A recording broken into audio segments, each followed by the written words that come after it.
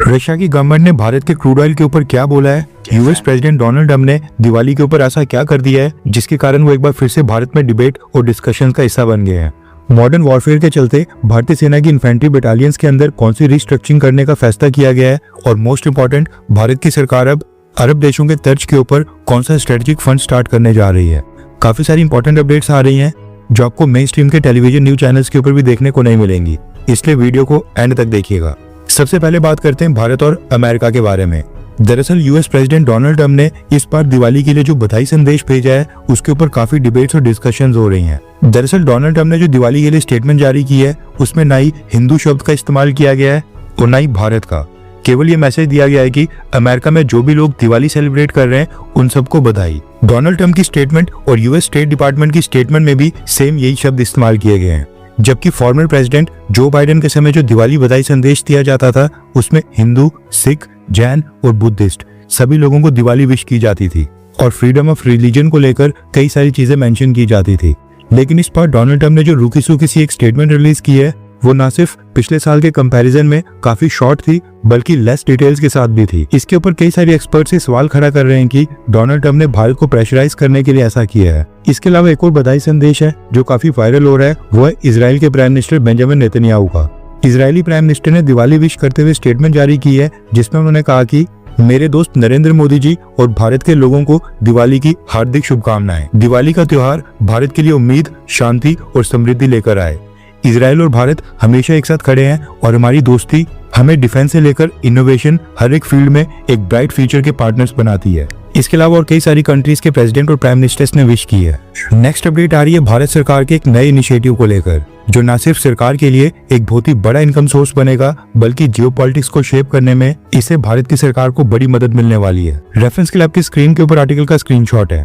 News निकल कर आ रही है कि भारत की सरकार $50 बिलियन के सॉवरेन वेल्थ फंड को स्टार्ट करने के ऊपर विचार कर रही है जिसके लिए फिजिबिलिटी स्टडी कंडक्ट करने के आदेश दे दिए गए हैं। वैसे जिनको नहीं पता उनकी जानकारी के लिए बता दूं कि सॉवरेन वेल्थ फंड किसी भी देश की सरकार का एक ऐसा फंड होता है जिसके पैसे को ग्लोबल और डोमेस्टिक मार्केट्स में इन्वेस्ट करके सरकार भी लॉन्ग टर्म रिटर्न्स कमाती है ताकि रेवेन्यू के लिए सरकार को केवल टैक्सेस के ऊपर ही डिपेंड ना होना पड़े। कोई भी सरकार अपने देश के लोगों के ऊपर टैक्स एक लिमिट तक ही बढ़ा सकती है, उसके बाद सरकारों को नॉन टैक्स रेवेन्यूज के ऊपर जोर देना होता है। इसके अंतर्गत कोई भी सरकार सॉवरेन वेल्थ फंड्स के जरिए कौन से प्रोजेक्ट्स में इन्वेस्टमेंट करेगी, किस कंपनी के साथ टाई अप होगा, ये सभी फैसले करने के लिए एक्सपर्ट्स की टीम को हायर किया जाता है। भारत का जो सॉवरेन वेल्थ फंड होगा उसका नाम बताया जा रहा है कि भारत सॉवरेन वेल्थ फंड रखा जाएगा। इनिशियली इसमें $50 बिलियन अलॉट किए जाएंगे। अब ऐसा नहीं है कि भारत की सरकार कोई नया काम करने जा रही है और दुनिया में इससे पहले ऐसा कभी नहीं हुआ है। कई सारे देशों की सरकार सॉवरेन वेल्थ फंड ऑपरेट करती है और वहां से ह्यूज इनकम कमाती हैं। उदाहरण के तौर के ऊपर सिंगापुर की सरकार को जो सॉवरेन वेल्थ फंड है उसके annualised long term returns on an average 14% के हैं। सऊदी अरब, यूएई, कतर जैसे काफी सारे मिडिल ईस्ट के देश एंड इवन रशिया और चाइना भी सॉवरेन वेल्थ फंड ऑपरेट करते हैं ताकि एक्स्ट्रा इनकम सोर्स से टैक्सेस के ऊपर ज्यादा बर्डन ना आए। सऊदी अरब के सॉवरेन वेल्थ फंड का नाम है पब्लिक इन्वेस्टमेंट फंड एंड इसके अंडर आज की डेट में $925 बिलियन के एसेट्स है। सऊदी अरब का ये सॉवरेन वेल्थ फंड भारत की मार्केट में भी काफी इन्वेस्टमेंट करता है और यहाँ से पैसे कमाकर ले जाता है जो एट द एंड जाकर सऊदी अरब की गवर्नमेंट की जेब में जाते हैं। सेम इसी तरह से दुनिया की बाकी देशों की गवर्नमेंट के सॉवरेन वेल्थ फंड डोमेस्टिक और ग्लोबल मार्केट्स में इन्वेस्ट करते हैं। अब रिवेन्यू कलेक्शन तो चलो एक फायदा है, लेकिन जियोपॉलिटिक्स के मामले में भी सॉवरेन वेल्थ फंड्स का क्रूशियल रोल होता है। देश की सरकार सॉवरेन वेल्थ फंड्स के थ्रू इन्वेस्टमेंट करके दूसरी कंट्रीज के साथ गुडविल बनाती है और वहां पर इन्फ्लुएंस बढ़ता है। दूसरी कंट्रीज के साथ स्ट्रेटेजिक अलायंसेस बनती हैं, स्टार्टअप्स में इन्वेस्टमेंट की जाती है। किसी देश के ऊपर प्रेशर डालना होता है तो इन्वेस्टमेंट विड्रॉ करके प्रेशर बनाने की कोशिश की जाती है। बैकडोर डिप्लोमेसी में भी सॉवरेन वेल्थ फंड्स का इस्तेमाल करके इन्वेस्टमेंट कमिटमेंट की जा सकती है और सामने वाले देश से अपने फैसले मनवाए जा सकते हैं। अमेरिका के पास अर्निंग सोर्सेज की कमी नहीं है, इसलिए अमेरिका ने सॉवरेन वेल्थ फंड कभी नहीं रखा है। लेकिन रिसेंटली अमेरिका के ऊपर डेट प्रेशर काफी ज्यादा आ गया है जिसके बाद डोनाल्ड ट्रम्प ने भी अनाउंस किया था कि वो भी अमेरिका का एक सॉवरेन वेल्थ फंड आगे चलकर लॉन्च करेंगे। चाइना अपने सॉवरेन वेल्थ फंड का इस्तेमाल करके बेल्ट एंड रोड इनिशिएटिव को प्रमोट करता है और सामने वाले देशों को इन्वेस्टमेंट देता है। कहने का मतलब है कि सॉवरेन वेल्थ फंड्स के कई सारे बेनिफिट्स होते हैं। कुछ इन्वेस्टमेंट्स रिटर्न हासिल करने के लिए की जाती हैं तो कुछ पॉलिटिकल या फिर जियोपॉलिटिकल लेवरेज के लिए। अब जाकर भारत सरकार की भी आंखें खुली हैं और ये रियलाइज हो रहा है कि हमें भी एक सॉवरेन वेल्थ फंड स्टार्ट करना चाहिए। अभी तो खैर फिजिबिलिटी स्टडी स्टार्ट की गई है और फिजिबिलिटी स्टडी का मतलब होता है कि किसी भी बड़े प्रोजेक्ट या प्लान को स्टार्ट करने से पहले उसकी प्रैक्टिकलिटी, पॉसिबिलिटी और सक्सेस चांसेस का एक डिटेल एनालिसिस करना, ताकि ये चेक किया जाए कि ये आइडिया काम करेगा या फिर नहीं, प्रॉफिट देगा या फिर लॉस होगा, एंड इसमें क्या क्या रिस्क हो सकते हैं। अब फिजिबिलिटी स्टडी कंडक्ट करने के बाद एक पूरा रोड मैप तैयार किया जाएगा। कहने का मतलब है कि अभी ये सॉवरेन वेल्थ फंड स्टार्ट करने में सब कुछ अर्ली स्टेजेस के ऊपर है, लेकिन गुड न्यूज ये है कि भारत की सरकार एटलीस्ट अपना खुद का सॉवरेन वेल्थ फंड स्टार्ट करने के बारे में गंभीरता से विचार कर रही है। नेक्स्ट अपडेट आ रही है इंडियन आर्मी को लेकर। रेफरेंस क्लैब की स्क्रीन के ऊपर इंडिया टुडे के आर्टिकल का स्क्रीनशॉट है। दरअसल न्यूज निकल कर आ रही है कि रशिया यूक्रेन वॉर और ऑपरेशन सिंदूर से सीख लेते हुए इंडियन आर्मी और भारत की सेना ने अनमैन्ड एरियल व्हीकल्स के अराउंड अपनी रिस्ट्रक्चरिंग करने का फैसला किया है। मॉडर्न वॉरफेयर में drones, loitering munitions, swarm drones, fire and forget drones, ये सारी चीजें अब सेना के अंदर मास स्केल के ऊपर इंटीग्रेट की जाएंगी, जिसके लिए डिसाइड किया गया है कि भारतीय सेना की हर एक कोर में 8 से 10,000 ड्रोन्स को डिप्लॉय किया जाएगा।